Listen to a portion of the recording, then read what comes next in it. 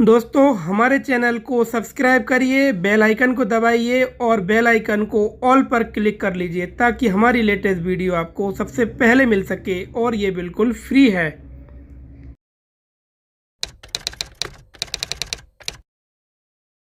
दोस्तों इस वीडियो में हम बात करेंगे, अगर एक ही जमीन या एक ही प्लॉट की दो रजिस्ट्रियां कर दी गई हैं तो उनमें से कौन सी रजिस्ट्री मान्य होगी और कौन सी रजिस्ट्री अमान्य होगी और ये कैसे होता है। तो दोस्तों हमारे चैनल पर आप बने रहिएगा, ध्यान से वीडियो को देखिएगा, काफी मजेदार वीडियो है। तो दोस्तों मेरा नाम है एडवोकेट राजेश लोधी, आप सभी का बहुत बहुत स्वागत करते हैं हमारे यूट्यूब चैनल पर। तो दोस्तों आज हम जानेंगे एक ही मकान या प्लॉट या जमीन की दो रजिस्ट्रियां होने पर कौन सी मान्य होती है। अब दोस्तों यहाँ पर समझने वाली बात है, साधारण भाषा में हम आपको समझाने की कोशिश करेंगे। मान लीजिए ए व्यक्ति है जिसके नाम पर कोई प्लॉट है, उस व्यक्ति ने बी व्यक्ति को कोई प्लॉट बेच दिया है। तो ए व्यक्ति ने बी व्यक्ति को प्लॉट बेचा, बी व्यक्ति ने उसकी रजिस्ट्री अपने नाम पर करवा ली। अब इसके बाद ए व्यक्ति ने कोई दूसरा व्यक्ति को ढूंढा, सी व्यक्ति को बेईमानी कर उसी प्लॉट को सी व्यक्ति को बेच दिया, उससे भी पैसे ले लिया और उसको भी रजिस्ट्री करा दी। तो ऐसी स्थिति में अब क्या होगा दोस्तों? सबसे पहले अब यहाँ पर हम समझते हैं कि गलती किसकी है, किसने लापरवाही की है और किसको क्या सजा मिलने वाली है। तो जब हम बात करते हैं ए व्यक्ति की। ए व्यक्ति अगर एक संपत्ति को दो व्यक्तियों को बेचता है तो सबसे पहले तो उसने 420 की है, उसने फ्रॉड किया है। तो ए व्यक्ति को फ्रॉड केस में उसको सजा पड़ेगी, 420 जो उसने की है 420 के तहत वो जेल जाएगा। और दूसरा अगर हम बी व्यक्ति की बात करें तो बी व्यक्ति ने दोस्तों यहाँ पर लापरवाही की है। अब बी व्यक्ति ने लापरवाही कैसे की है वो आप समझ लीजिए। बी व्यक्ति को इस बात का ध्यान रखना चाहिए था, या आप लोग भी ध्यान रखिएगा, जब भी हम कोई प्लॉट या जमीन खरीदते हैं तो उसका जैसे ही रजिस्ट्री होती है तो आप अगले ही दिन नेक्स्ट डेट जब भी आपको रजिस्ट्री हाथ में मिले तब आप तुरंत जाइए और जो दाखिल खारिज जो प्रोसेस होती है, जैसे नामांतरण भी कहते हैं, नामांतरण के लिए आप तुरंत आवेदन करिए।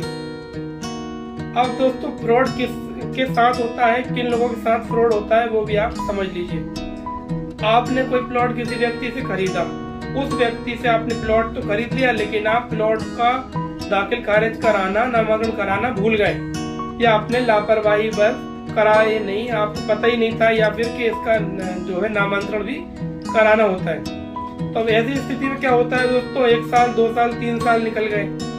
अब जब ए व्यक्ति ने देखा कि सरकारी रिकॉर्ड में मेरा ही नाम आ रहा है, किसका, ए व्यक्ति का, तो उसके मन में लालच उत्पन्न हुआ और उसने सी व्यक्ति को पकड़ा और सी व्यक्ति को वो दोबारा से बेच दिया और उतने ही पैसे या उससे ज्यादा पैसे उस प्लॉट के फिर से ले लिए।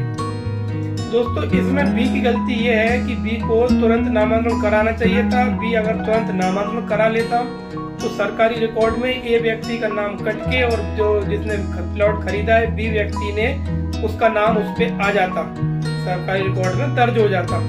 ऐसी स्थिति में जो ए व्यक्ति है वो दोबारा से उस प्लॉट को नहीं बेच सकता था।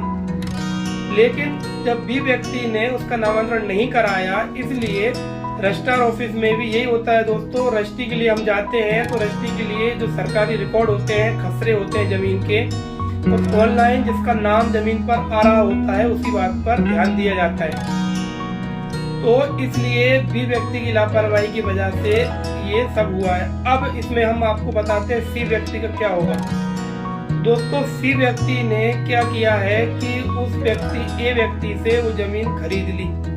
अब सी व्यक्ति को यहाँ पे करना ये था कि उसको उसकी जांच करना थी। सी व्यक्ति ने क्या किया, खसरे निकाले जमीन के, ऑनलाइन नाम देखा, हाँ ए व्यक्ति का नाम आ रहा है, उसने रजिस्ट्री करा ली। तो अब ऐसी स्थिति में क्या होगा, जो सी व्यक्ति की जो आखिरी जो रजिस्ट्री हुई है वो दोस्तों अमान्य हो जाएगी, वो कैंसिल हो जाएगी। लेकिन सी व्यक्ति को सजा नहीं पड़ेगी, सी व्यक्ति का जो पैसा है वो जाएगा और सी व्यक्ति की रजिस्ट्री है कैंसिल हो जाएगी और बी व्यक्ति की रजिस्ट्री को मान्य कर लिया जाएगा। तो तो दोस्तों आप लोग भी यहाँ पर इस बात को अच्छे से समझ लीजिए, जब भी कभी आप प्लॉट जमीन खरीदते हैं रजिस्ट्री कराने के बाद तुरंत उसका नामांतरण करा लीजिए। नामांतरण कराने के बाद में आप उसके वास्तविक भूमि स्वामी बन जाते हैं। अगर आपकी जमीन है तो आप जमीन का नामांतरण करा के और उसका जो भी शुल्क जमा करना पड़ता है, जैसे लगान कहते हैं, वो भी गवर्नमेंट के अकाउंट में जमा होता है, तहसील कार्यालय में, तो जमा करिए। उससे आप भूमि स्वामी हो जाते हैं और सरकारी रिकॉर्डों में आपका नाम दर्ज हो जाता है।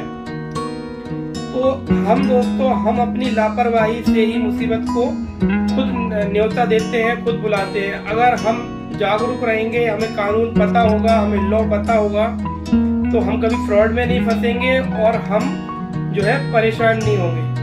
अब ऐसी स्थिति में क्या होगा दोस्तों कि जब सी व्यक्ति को भी बेच दी, अब बी व्यक्ति के नाम भले ही मान्य हो गई रजिस्ट्री, लेकिन उसको कई सालों तक कोर्ट के चक्कर लगाना पड़ेंगे, अपना समय बर्बाद करना पड़ेगा, अपना पैसा खर्च करना पड़ेगा, वकीलों को पैसा देना पड़ेगा, तब जाकर सी की रजिस्ट्री अमान्य होगी और बी व्यक्ति को की जो रजिस्ट्री है वो मान्य होगी। लेकिन उसके लिए उसका समय और पैसा उसने जरा सी लापरवाही की वजह से बर्बाद कर दिया।